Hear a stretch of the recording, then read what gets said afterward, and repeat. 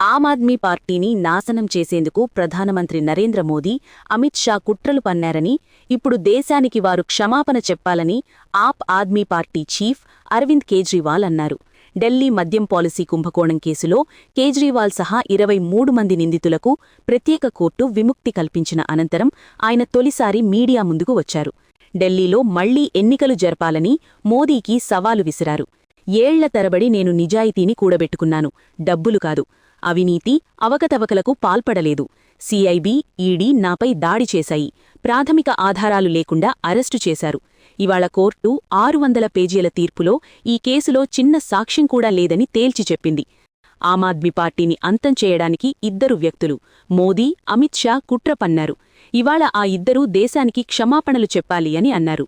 ఢిల్లీ అసెంబ్లీకి మళ్లీ ఎన్నికలు జరపాలని, ఇందుకు మోదీ సిద్ధమేనా అని కేజ్రీవాల్ సవాలు విసిరారు. ఎన్నికల్లో 10 సీట్లకు మించి వాళ్లు గెలిస్తే రాజకీయాల నుంచి తప్పుకుంటానని అన్నారు. కోర్టు తీర్పు అనంతరం కేజ్రీవాల్ సహా పార్టీ నేతలు రోడ్ షో నిర్వహించారు. शराब घोटाला भारतीय जनता पार्टी ने पिछले 4 साल से इस शब्द का भारतीय राजनीति में खूब इस्तेमाल किया. आज उसमें जो आदेश आया उस पर भी चर्चा करेंगे. न्यायालय ने, हमारे जस्टिस सिस्टम ने इसमें एक बहुत ऐतिहासिक फैसला दिया है. इसके लिए मैं जुडिशरी का बहुत बहुत धन्यवाद करना चाहता हूं. जज साहब का बहुत बहुत धन्यवाद करना चाहता हूं. आज के इस माहौल में जब सारी संस्थाओं को, सारे अथॉरिटीज को डराया जा रहा है, धमकाया जा रहा है, ऐसे में इतना बड़ा न्याय करने के लिए जज साहब ने वाकई बहुत हिम्मत दिखाई है. मैं उन सभी वकील भाइयों का धन्यवाद करना चाहता हूं जिन्होंने एक एक कदम हम लोगों का साथ दिया, हमारी ये लड़ाई न्यायालय में लड़ी.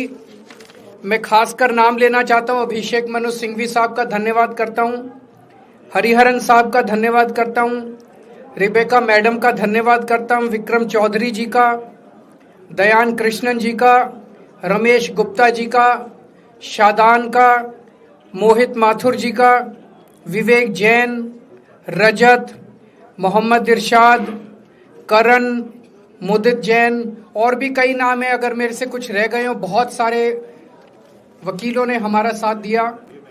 और उन सारे देश भर के लोगों का जिन्होंने पिछले 4 साल से जिस तरह से हमारे ऊपर अत्याचार किया जा रहा था, इतने कठिन समय में हम लोगों का साथ दिया, उनका धन्यवाद करना चाहता हूं. आप जान रहे हैं कि किस तरह से पिछले 4 साल से ईडी को, सीबीआई को, सारी संस्थाओं को इस्तेमाल करके हमारे ऊपर एक शराब घोटाला नाम का एक आरोप लगाया गया. सीबीआई ने, ईडी ने उसमें चार्जशीट फाइल की. आज कोर्ट को प्राइमा फेसी ये निर्णय लेना था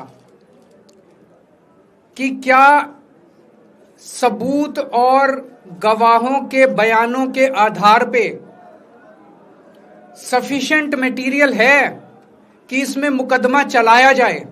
अभी मुकदमा चला नहीं था. कोर्ट को यह निर्णय लेना था कि क्या मुकदमा चलाने लायक सफिशिएंट मटेरियल है. और कोर्ट ने लगभग 600 पेज के आदेश में सारे सबूतों और सारे गवाहों को मद्देनजर रखते हुए ये कहा है कि इतना भी सबूत नहीं है, इतने भी गवाहों के बयान नहीं है, एक निक्का सा भी सबूत नहीं है कि इसमें मुकदमा तक चलाया जा सके. अगर मुकदमा चलाया जाता, 15-20 साल मुकदमा चलता, उसमें बहुत सारे गवाह बुलाए जाते, सबूत रखे जाते, उसके बाद होता, वो तो अलग बात है. कोर्ट का ये कहना है कि इतना टुच्चा केस है, इतना फर्जी केस है, इतना बेकार केस है, इतना गलत केस है. ये मैं नहीं कह रहा, ये भाषा है. आप कोर्ट का ऑर्डर पढ़िए. ये ऑर्डर जो है ये ऐतिहासिक ऑर्डर है. कोर्ट ने कहा है कि इतना फर्जी केस है, इतना फर्जी केस है, एक भी सबूत नहीं है, एक भी गवाह नहीं है कि इसमें मुकदमा भी नहीं चलाया जा सकता. ये पूरा षड्यंत्र किसने रचा, क्यों रचा? ये पूरा षड्यंत्र 2 लोगों ने मिलकर रचा. नरेंद्र मोदी जी और अमित शाह जी, और आज उन दोनों को पूरे देश से माफी मांगनी चाहिए। उन दोनों ने मिलकर षड्यंत्र रचा कि आम आदमी पार्टी को खत्म किया जाए, आम आदमी पार्टी को बर्बाद किया जाए, और उस षड्यंत्र के तहत आजाद भारत का सबसे बड़ा और सबसे घिनौना षड्यंत्र रचा उन लोगों ने। वो देख रहे थे कि दिल्ली में वो हमें नहीं हरा सकते, वो देख रहे थे कि दिल्ली की जनता हमारे कामों से बहुत खुश है, वो देख रहे थे दिल्ली में कामों की राजनीति के आधार पे वो कहीं खड़े नहीं होते, तो उन्होंने एक षड्यंत्र रचा। जनता जानती है कि केजरीवाल ईमानदार, उन्होंने कहा केजरीवाल की ईमानदारी पे चोट करो।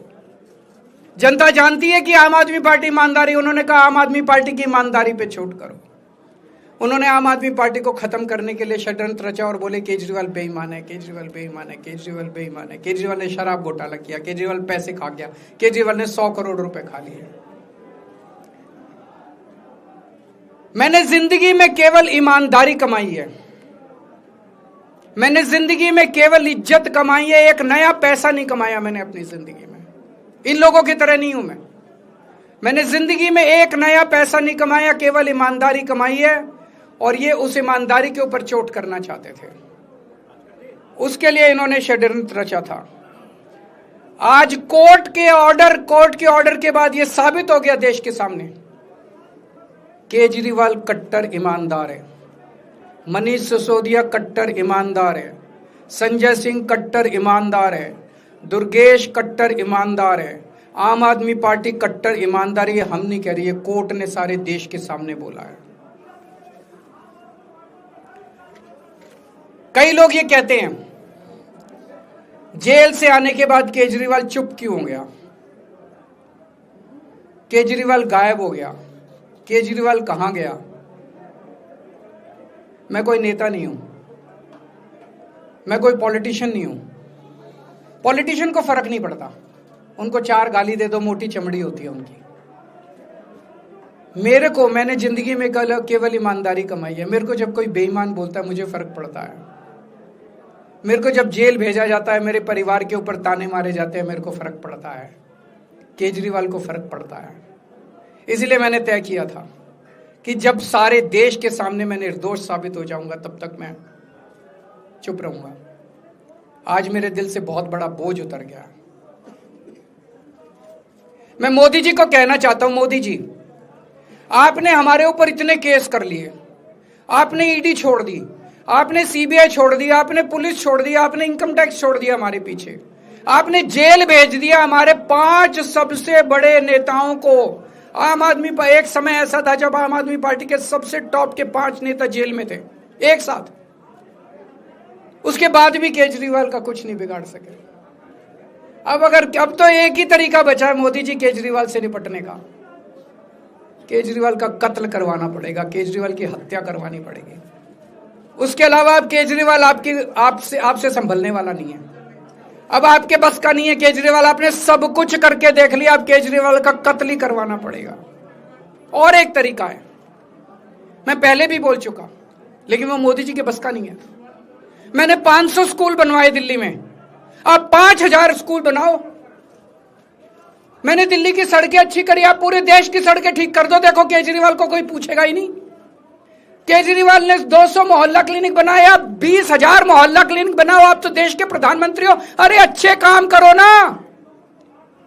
वो नहीं होता मोदी जी से, वो मोदी जी से नहीं होता। मैं उनको कहना चाहता हूं, प्रधानमंत्री जी, केवल सत्ता की जो प्रधानमंत्री मोदी जी की और अमित शाह जी की सत्ता की हवस है, ये उसका नतीजा है जो ये षड्यंत्र रचा गया। और इस षड्यंत्र का मैं बहुत छोटा हूं, हमारे परिवार ने बहुत भुगत भोगी है। मैं जेल गया, मेरी मां बीमार रहती है बहुत ज्यादा, उसको अस्पताल में एडमिट कराना पड़ा, बहुत रोई मेरी मां, बहुत रोई। इनकी पत्नी मनीष सिसोदिया जी की पत्नी, उनको मल्टीपल स्क्लेरोसिस डिजीज है, सब लोग जानते हैं। जब सुप्रीम कोर्ट में केस चल रहा था, संजीव खन्ना जी ने कहा कि बहुत गंदी बीमारी है, उनके नीचे का पूरा पोर्शन काम नहीं करता और धीरे धीरे बीमारी बढ़ती जा रही है। हमारे परिवार ने बहुत भुगता है, लेकिन वो इंपॉर्टेंट नहीं है, हम इंपॉर्टेंट नहीं है, हमारा परिवार भी इंपॉर्टेंट नहीं है। लेकिन मोदी जी और अमित शाह जी के षड्यंत्र का खामियाजा जो दिल्ली भुगत रही है, दिल्ली के 3 करोड़ लोग भुगत रहे हैं, उसकी भरपाई कौन करेगा? आज दिल्ली में कहीं चले जाओ, सारी सड़कें टूटी पड़ी हैं, अस्पतालों में दवाइयां मिलनी बंद हो गई हैं, मोहल्ला क्लिनिक बंद किए जा रहे हैं, स्कूलों का बुरा हाल हो रहा है। पूरे दिल्ली में पोल्यूशन इतना ज्यादा कभी दिल्ली की जनता ने नहीं देखा था। यमुना का बहुत बुरा हाल हो गया है। एक चीज बता जो तो दिल्ली में इन्होंने ठीक करी हो। पूरी दिल्ली का बेड़ा गर्क कर दिया। सबसे बड़ा खामियाजा मोदी जी और अमित शाह जी की सत्ता की हवस, उसका सबसे बड़ा खामियाजा दिल्ली के 3 करोड़ लोगों ने भुगता है। दिल्ली के लोगों से जाके पूछो। आज मैं चैलेंज करता हूं मोदी जी को, मोदी जी हिम्मत है दिल्ली में दोबारा चुनाव करा के दिखा दो, 10 से ज्यादा तुम्हारी सीट आ जाए मैं राजनीति छोड़ दूंगा। तुम्हारी 10 से ज्यादा सीट आ जाए मैं राजनीति छोड़ दूंगा। दिल्ली की जनता त्रस्त हो चुकी है तुम लोगों से।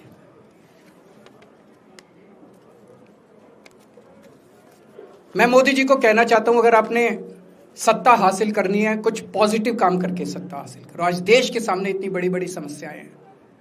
आज देश का युवा दुखी है, देश का व्यापारी दुखी है, देश का उद्योगपति दुखी है। आज अमेरिका हमें आंखें दिखा रहा है। मोदी जी की हिम्मत नहीं है जो ट्रंप के खिलाफ एक शब्द बोल दें। ट्रंप के खिलाफ रोज ट्रंप गालियां देता है मोदी जी को, रोज ट्रंप गालियां देता है भारत को, रोज ट्रंप गालियां देता है हमारे देश को। मोदी जी के हमारा प्रधानमंत्री भीगी बिल्ली बना हुआ है। अरे देश संभालिए ना। आपको हमने देश चलाने को दिया था और आप केजरीवाल में उलझ गए, आप आम आदमी पार्टी में उलझ गए। पॉजिटिव काम करके सत्ता हासिल कीजिए, ये नेगेटिव काम करना बंद कीजिए। अगर आपके कोई 1-2 प्रश्न है तो। क्या आपको उम्मीद है कि अब ईडी के मामले को भी? ईडी मामला खत्म हो गया। सीबीआई के मामले के बेस पे ईडी था, वो अब फॉर्मेलिटी बची है। हम अगले हफ्ते एप्लीकेशन डालेंगे, ईडी का मामला खत्म हो जाएगा। कांग्रेस कह रही है कि ये बीजेपी ने जो है कांग्रेस को नुकसान पहुंचाने के लिए आपको जो है राहत दिलवा दी है। मैं आपसे पूछना चाहता हूं, केजरीवाल जेल गया, रॉबर्ट वाड्रा जेल गया, संजय सिंह जेल गया, क्या राहुल गांधी जेल गया, मनीष सिसोदिया जेल गया, सोनिया गांधी जी जेल गई? किस मुंह से बात करते हैं? शर्म नहीं आती कांग्रेसियों को? ले जाए, वो तो ले जाए, उनका हक है। सुप्रीम कोर्ट भी जाएंगे, हाई कोर्ट भी जाएंगे। जैसे निचली कोर्ट में न्याय हुआ ऐसे ऊपरी कोर्ट में भी न्याय हुआ। जब कोई सबूत है ही नहीं, जब कोई गवाह है ही नहीं, तो ऊपर के कोर्ट में भी कहां से लाएंगे सबूत, कहां से लाएंगे गवाह? आज कोई छोटा मोटा उन्होंने डिस्चार्ज कर दिया है हमें, उन्होंने कहा है कोई आरोप ही नहीं बनता। इसके अलावा जो